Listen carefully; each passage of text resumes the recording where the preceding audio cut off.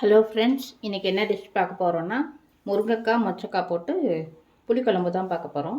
அதுக்கு வந்து ஒரு பேன் அடுப்பில் வச்சுருக்கேன்.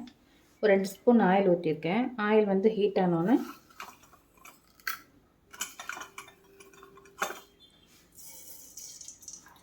ஒரு 1/4 டீஸ்பூன் கடுகு, 1/4 டீஸ்பூன் சீரகம்,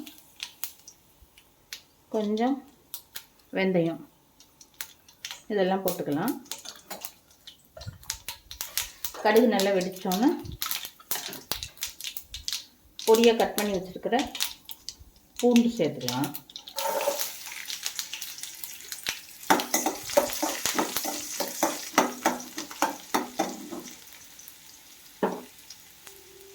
பூண்டு கொஞ்சம் வதங்கினதுக்கப்புறம் ஒரு கொத்து கருவேப்பிலையும் ஒரு பச்சை மிளகா நீளமாக கட் பண்ணி வச்சுருக்கிறேன், அதையும் சேர்த்துக்கலாம்.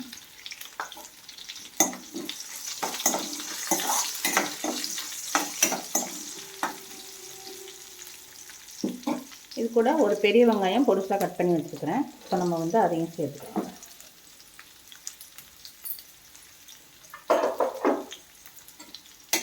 சேர்த்து நல்லா வதக்கிக்கலாம்.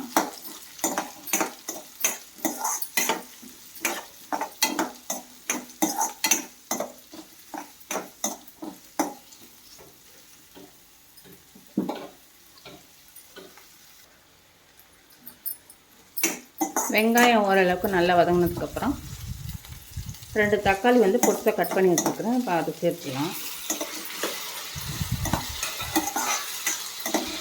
தக்காளி நல்லா வதங்கட்டும்.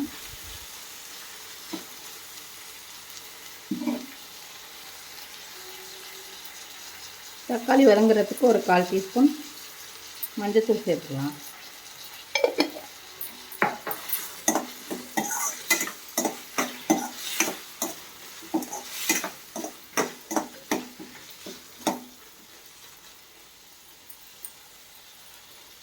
ஒரு மூடி போட்டு மூடி வைக்கலாம். தக்காளி நல்லா வதங்கி வரணும்.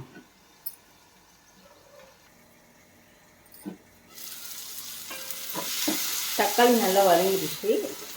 இப்போ நம்ம வந்து காய் சேர்த்துக்கலாம். முருங்கைக்காயும் மொச்சக்காயும் சேர்த்துக்கலாம்.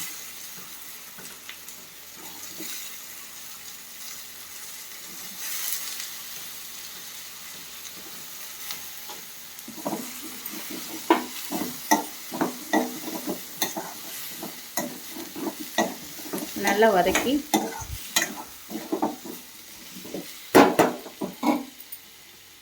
காய்க்கு தேவையான அளவு உப்பு சேர்த்துக்கணும்.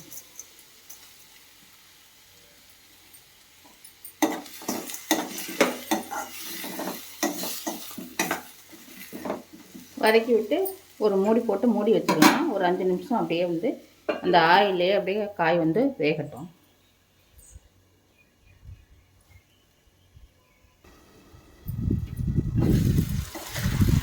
அந்த ஆயிலே காய் வந்து ஒரு 5 நிமிஷம் நல்லா வதங்கிடுச்சு. இப்போ நம்ம வந்து தேவையான அளவு 1.5 ஸ்பூன் வந்து நான் சாம்பார் பொடி போடுறேன்.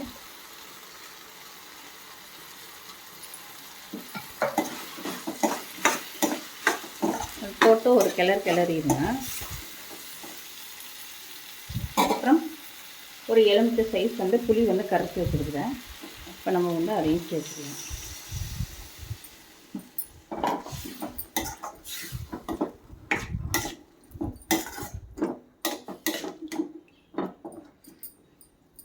இப்போ நம்ம எவ்வளோ குழம்பு தேவையோ அதுக்கு தகுந்த அளவு தண்ணி சேர்த்து மூடி போட்டு மூடி வச்சிடலாம். நல்லா கொதித்து காயெல்லாம் வெந்து வரட்டும். அது வரைக்கும் நம்ம வெயிட் பண்ணலாம். ஒரு 5-6 நிமிஷம் நல்லா கொதி வரட்டும். காய் நல்லா வேகட்டும். அது வரைக்கும் வெயிட் பண்ணலாம். வாங்க, காயெல்லாம் வெந்து குழம்பு ரெடி ஆகிட்டோன்னு பார்க்கலாம். பாருங்க, சூப்பராக நல்லா குழம்பு சுண்டி காயெல்லாம் வெந்து சூப்பராக வந்து ரெடி ஆகிடுச்சு. உப்பு வந்து செக் பண்ணி பார்த்துக்கோங்க. தேவைப்பட்டால் இந்த ஸ்டேஜில் வந்து நம்ம உப்பு சேர்த்துக்கலாம். இப்போ லாஸ்ட்டாக வந்து ஒரு 4-5 பல் பூண்டை வந்து தோலோடு தட்டி வச்சுருக்குறேன். இதை வந்து அப்படியே மேலே தூக்கிடுங்க. அதோட கொத்தமல்லி கொஞ்சம் பொடிசாக கட் பண்ணி வச்சுருக்கிறேன், அதையும் சேர்த்துடலாம். அவ்வளோதான், சூப்பரான முருங்கைக்காய் மொச்சக்காய் புளிக்குழம்பு வந்து ரெடி ஆயிடுச்சு. இதே மாதிரி நீங்களும் செஞ்சு பார்த்துட்டு எப்படி இருக்குதுன்னு கமெண்ட் பண்ணுங்கள், லைக் பண்ணுங்கள், ஷேர் பண்ணுங்கள். மறக்காமல் என்னோடய சேனலை வந்து சப்ஸ்கிரைப் பண்ணிக்கோங்க. தேங்க்யூ.